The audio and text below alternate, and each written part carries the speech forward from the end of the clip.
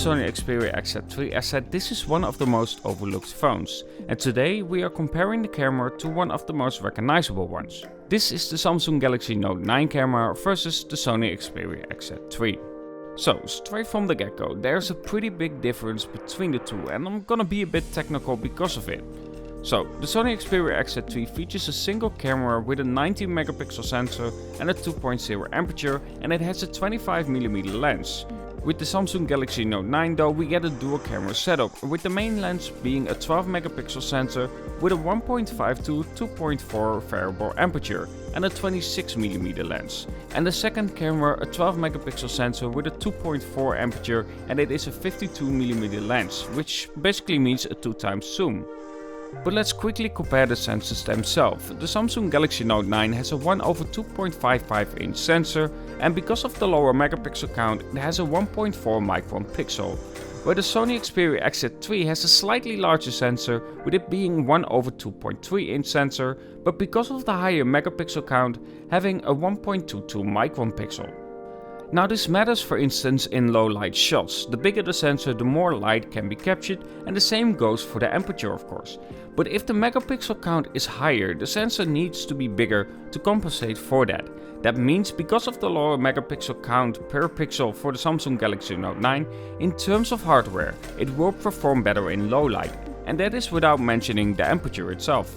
And what also benefits a camera is having optical image stabilization, not only for video, but in low light as well. In low light you will get a slower shutter speed on automatic mode to capture more light. Even with a fraction, your movement will be counterbalanced a bit with optical image stabilization, and this is something that the Sony Xperia XZ3 is missing out on. But what does that mean when you compare these two in low light situations? Well, to begin with, you will notice when there is less light, the Sony Xperia XZ3 doesn't capture as much, which is down to what I explained before about the aperture and sensor size. And this also means that there is likely more grain depending on the scene itself. However, from time to time, Samsung just makes images too soft and too warm for my liking. But one other thing you will notice is that the Sony Xperia XZ3 has some problems with lights, creating quite a lot of glare depending on the shot itself. But let's look at the first picture, and I will detail below what the automatic mode shows for both of the phones in terms of settings, showcasing the difference in low light between the shutter speed but also the noise with the ISO setting. Now in this first picture the Note 9 clearly pulls up more light, with it also better exposing the hotel sign. But with that being said, in this case, because there is no major flaw in either, I without a doubt prefer the Sony shot here. It looks more dramatic and the blue color looks way better, where the Samsung has a more warm tone layer on top of it. However, in the second shot it is more turned around. Here the more light showcases the difference in warp power, where there is much less grain on the Note 9, but also again better lighting exposure, giving me more detail of the scene, like having the signs properly exposed. And this is the general tone you will see come back over and over again. But funny enough, in this shot, the Sony Xperia XZ3 went for the warmer tone compared to the Note 9. And while in this shot I honestly love both, I have to give it to the Note 9, because it clearly has better exposure, with it retaining more brick details as well. But also not having that one single light where there is so much glare on the Sony Xperia XZ3. And in this shot we can see the difference what Samsung and Sony do in terms of low light shots. I focused here on the red stop sign because of the bright red color, and what you see is straight away, the Note 9 went for the warmer and less realistic color. The red sign has a yellow tone over it, and the building behind it has yellow bricks instead of what it is, white bricks. But like I said, the Sony Xperia XZ3 has some problems with properly exposing lights, and in these shots you will see that the Sony Xperia XZ3 just has problems with those signs. And then in this shot it showcases the difference between the two really well when it comes to signs, when it comes to bright lights in low light shots. The Sony Xperia XZ3 is simply blown out, where on the Note 9 I can clearly read the ING sign. Where on the Sony Xperia XZ3, well, like I said, it is completely blown out.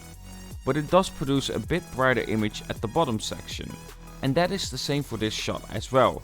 Here are some more examples and it will show you the difference between the two pretty well. But overall, in low light, I would say that I prefer the Note 9. It has better exposure, less glare and more details. However, on the Sony Xperia XZ3 side, it does have its strong suit as well. And in terms of colors, I do prefer the Sony Xperia XZ3 with it looking more natural than on the Note 9. And then in terms of video, we can see the difference in terms of hardware really well, because in pictures themselves they can still process it, they can do different things to make a picture look better. However, with video it is just the hardware that is working. Sure, there is some software intervention with it, but not as much as with a picture. So in terms of that, you can clearly see the difference with the Samsung Galaxy Note 9 clearly pulling in more light.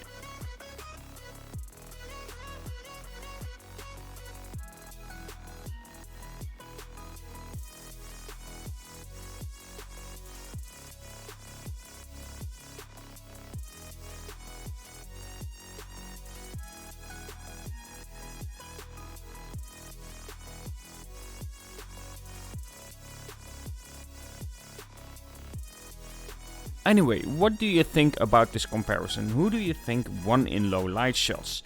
I might do a video in normal daylight shots, but I have to wait and see if I have the time for it.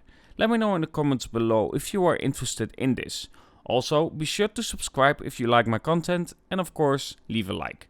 Have a good one and talk to you guys in the next.